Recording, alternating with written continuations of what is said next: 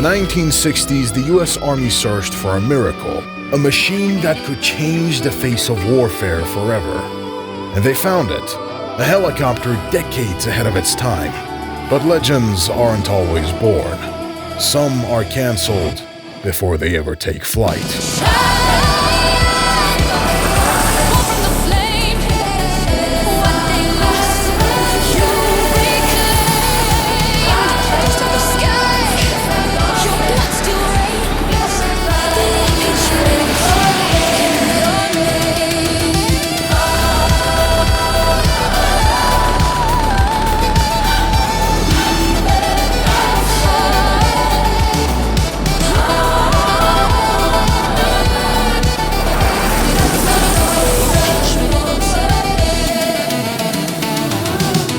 This is the AH-56 Cheyenne, a helicopter that rose to become the next generation gunship. Casualties of Hueys were skyrocketing and arming them didn't really help the situation either. So the US Army started the Advanced Fire and Support System for a new dedicated attack helicopter, or a gunship. A helicopter that's supposed to have a high-speed dash ability to keep up with the Chinooks and Hueys and have plenty of armaments as well. On November 3rd, 1965, Lockheed was declared the winner amongst the many other competitors, as their proposal was discussed to be less expensive and risky and required less development time. The helicopter was designated the AH-56A on 23rd of March 1966, and a contract for 10 prototypes was issued. Once the prototype stages began, plenty of issues arose and the program was falling behind the schedule. The production contract was cancelled on May 19th, 1969, but the development continued in the hopes that the issues would be eventually fixed. However, further flight testing only revealed more issues with stability, vibrations, and controls. Additionally, the Air Force was also upset about the program, viewing it as a violation of the Key West Agreement and the Johnson-McConnell Agreement in 1966. Congress was also becoming opposed to the AH-56 after their investigations and seeing some failed flight and weapons tests. Finally, the Cheyenne program was cancelled by the Secretary of the Army on 9th of August 1972, as the Cheyenne started to become outdated, and incorporating newer systems would increase the unit cost far too much. But in its place, another legendary aircraft would rise, which we know now as the AH-64 Apache. There is a lot of history behind the AH-56, and summarizing this entire thing is just a little bit criminal. I have to dive deeper into this history, or just maybe even outright make a dedicated video about it, but honestly,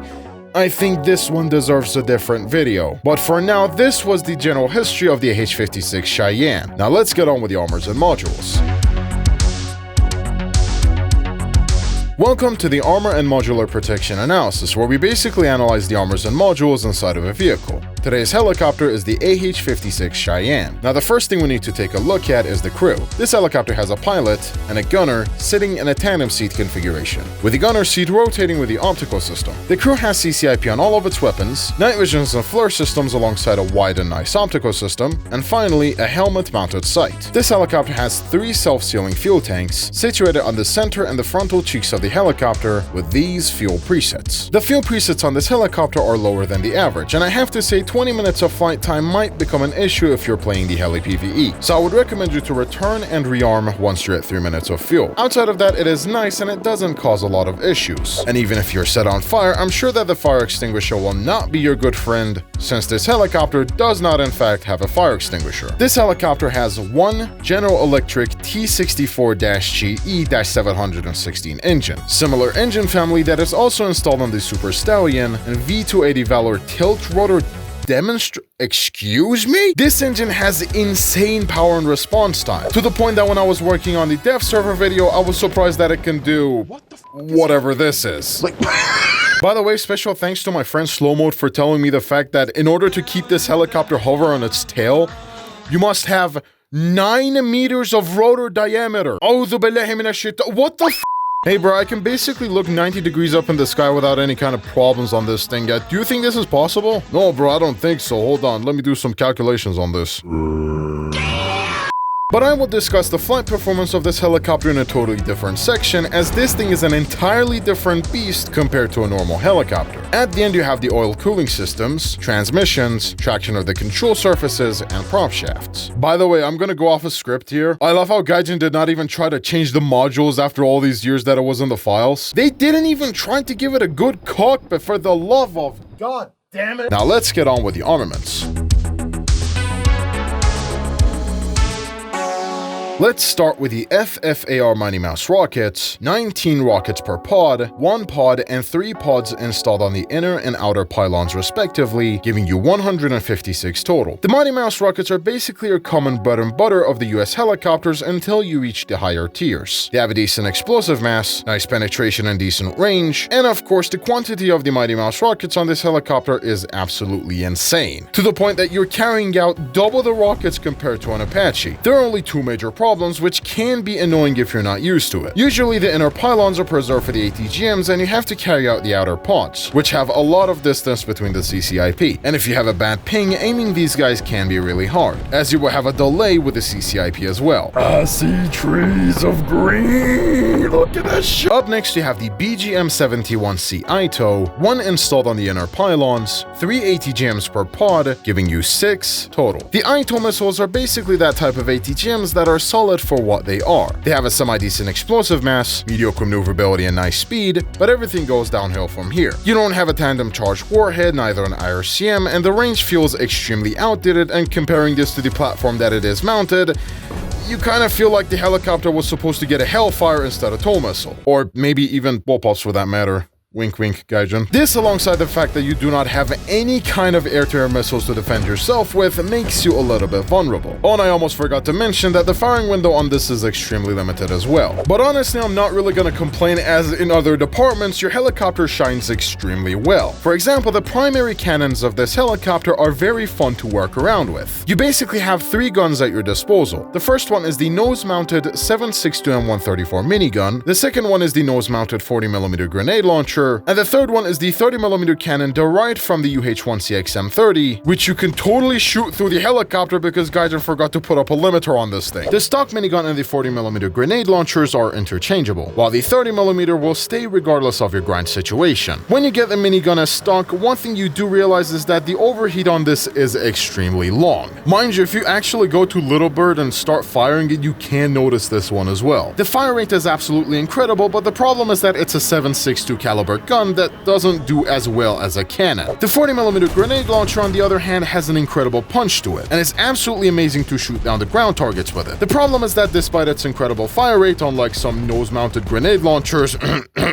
cough cough UH-1 Huey, the shell velocity is painfully slow to the point that you can literally see the tracer of the gun falling down really bad. The 30mm, on the other hand, is somewhere in between both, having a great fire rate and at the same time a good shell velocity, and of course it is also suitable for taking down the air targets as well. The problem is that you only have 1 CCIP, and honestly, I don't even know what the hell is going on here. If you go to the cockpit mode and start firing the enemy planes, depending on what cannon you have different leads and different outputs. Which, I'm gonna be honest with you, it's already confusing to fire one gun without the IRST lock, let alone multiple velocities. So for that reason, I personally use the 30mm as my main jack of all trades, with the 40mm grenade launcher only used as a ground focus cannon. This was all of the armaments on this aircraft. Now let's get on with the flight performance. When it comes to its flight performance, this helicopter is just an entirely different beast. Let me start from the scratch and teach you every single knowledge that I have about this helicopter so far in the most simplified way possible. You see, in order to move forward with your helicopter, you need to give it some momentum. So you tilt your helicopter forward, and in order for you to not lose altitude, you compensate with more collective pitch in order to pull yourself upwards. This is pretty much applied across all helicopter, which yes includes this dumb as well. This is also applied to the Cheyenne as well. However, once you surpass the 130 kilometers per hour, another contributor also joins in as well. The pusher propeller, or the push rotor, will start to work at that speed. At this point, majority of the speed that you're gaining is not from the main rotors, but from the pusher propeller that is behind your helicopter. The main rotor will start to kind of behave like your secondary wing, generating enough lift alongside these two long to keep you straight at a lower collective pitch. This is the reason why you can literally have 32% collective pitch while at the same time going 360 kilometers per hour. Now I can hear y'all in the comments. Berlizzi, this shit's a gyro helicopter. Man, shut your I personally set the collective pitch at 45 to 50%, as this is the best cruise speed that you can get out of your helicopter. But what happens if you set the collective pitch to 100%? The main rotor actually takes plenty of power from the already powerful transmission to increase the angle of attack on the blades, meaning that you're going to gain altitude while you go straight. Think of it as using flaps. If you set the collective pitch to 10%, you might lose a bit of altitude, but there's nothing that a bit of nose adjusting wouldn't fix. Now you might have asked this question yourself: what happens if it's at 0% collective pitch? Well, Gaijin modeled the engines in a way where if your collective pitch is at 0%, your engine RPM goes on idle. You can also see it on other helicopters like the Flying Turd or the Flying Vegetable. Over here, you also have a similar occasion, meaning that you basically turned off your pusher propeller. And since you don't have any control over the pusher propeller, it's going to get a little bit more problematic than usual. Speaking of, stopping and turning in this helicopter can be very awkward as you have a ton of lift and the pusher propeller takes some time to turn off. Oh, and another fun fact. Do you remember that several seconds ago where I basically told you that the main rotor blades and the main wings generate plenty of lift? Yeah, now try and see if you can go vertical with this thing. It feels unnatural as hell. Speaking of weird things, when I was in the dev server, I managed to basically hover in the air while saying hi to God at 90 degrees towards the sky, not to mention that I was going 128 kilometers per hour backwards. Sadly, they fixed this thing and you really can't experience this thing anymore. Can you? Yeah, let's switch to Arcane and see if this bug still exists or not. Yeah. Anyways, the pitch control is very nice. The yaw control is surprisingly impressive even at higher speeds, and the roll rate is very nice. Now let's get on with the Heli PvE. When it comes to Heli PvE, this is the most overpowered helicopter that I've ever seen. That's what I was supposed to say until I realized that I'm fighting alongside these people. The magic that Cheyenne has is just simply incredible, but when you up tier something this high, all of a sudden it becomes something that was absolutely broken to just simply I mean, don't get me wrong, if you put this thing in lower tiers, nobody is going to get a single kill just because of how incredible it is. So if Gaijin can make a mid-tier matchmaking, that would be incredible, although I'm pretty damn sure it's never gonna happen. Let's go through all these different objectives and see how this helicopter can perform. Destroying the enemy assaults and defenses is a little bit lackluster. You can tell that this helicopter is designed for lower tiers because you go incredibly fast towards the enemy and then you have to awkwardly stop between 3.75 to 3 kilometers so you wouldn't get shafted by the Gepards. And you already know how awkward it is to stop this thing.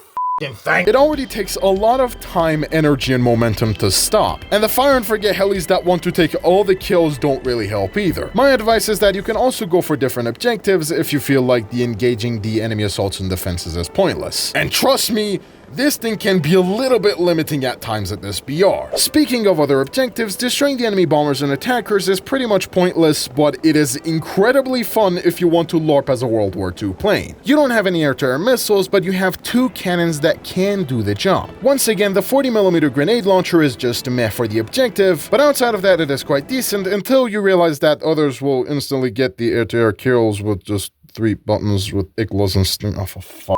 Destroying the enemy base is something that this aircraft can do incredibly well. You do have crazy amount of munitions and you can basically destroy half of an enemy base with just your rockets. This is my recommendation for you if you want to maximize your grind as well. Destroying the enemy convoys also falls into the similar problem as destroying the enemy assaults and defenses, with the difference being that you can't really track the convoys because you don't have an IRST, plus these ATGMs are tow missiles, and if you know anything about tow missiles is that these guys are a little bit wobbly and take quite a bit of time to master. Landing and capturing the enemy base is nice, but it also comes with drawbacks. As I said, you have an incredible top speed, however, stopping in an instant can be a little bit awkward for you. I would suggest you to go to manual controls and then roll into the left, or I don't know man, just straight up have a much better route so you can land as fast as possible. Okay, so the Heli PV is up tiered as hell. Now let's have a look at the ground realistic.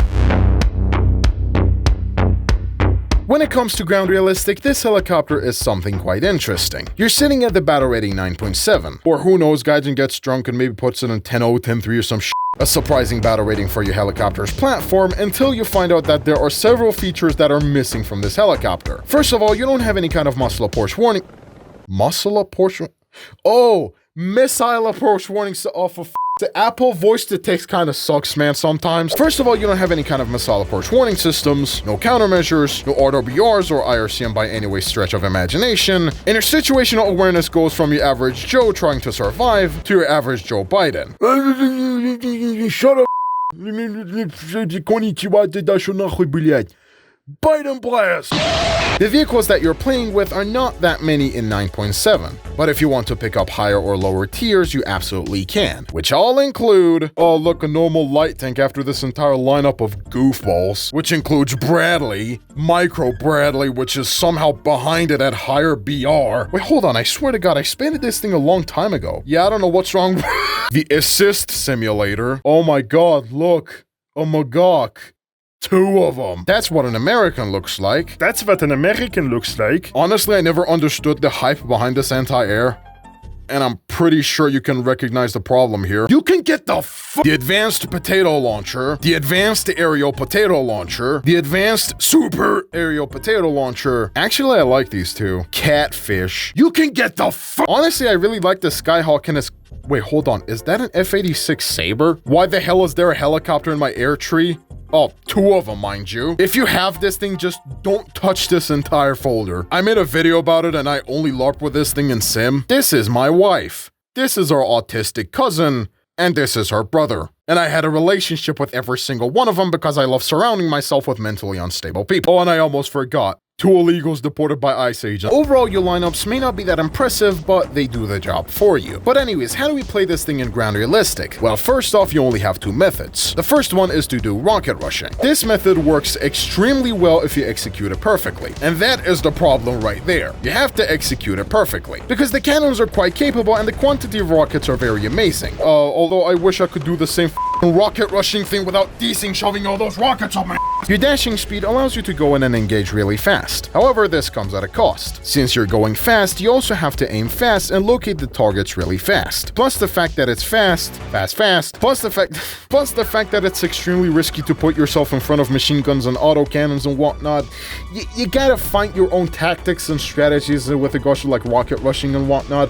I personally am not really a big fan of rocket rushing, hence why I really didn't connect myself completely well in ground realistic with this thing. And honestly, during the attempts that I did, this helicopter really felt like it was made for rocket rushing. Anyways, I'm glazing the rocket rushing tactic a little bit too hard. The second way is to use the ATGMs at 3.75 kilometers away. Unfortunately, this might end up a little bit awkward because, as I said, you always have to be aware all the time against the ground and aerial threats, as you literally have no air-to-air missiles to defend yourself with. But don't worry about it, as your missiles might not be that great, but your optical systems will not disappoint you at all. Now hear me out.